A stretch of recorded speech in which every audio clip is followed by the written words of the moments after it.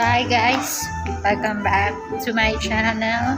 So, lalabas ako. May bibili na akong gusto kong iced coffee sa labas. So, pakita ko sa inyo kung ano yung iced coffee na yun. Para matry nyo din at madaanan nyo din dito. Malapit lang to sa trabaho sa work ko. Para matry nyo. So, let's go! So, andito na ako sa location kung saan ako bibili ng iced coffee ko. So, ito ay ang Kanto Cafe. Ang in-order ko dito is mocha. So, wala akong choice kasi wala naman yung gusto ko, yung dark chocolate.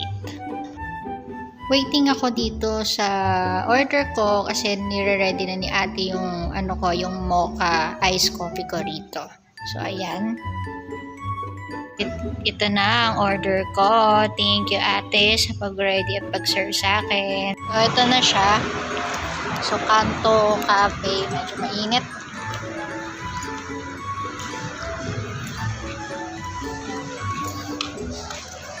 Yung na-order ko is mocha. So, wala na yung yung dark chocolate niya. So, ito in-order ko mocha. And also, mura lang siya.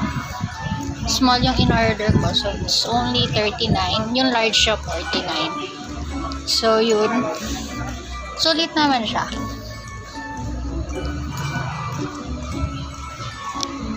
Pero mas madalas kasi in-order ko dun yung dark chocolate. So, no chase lang ako.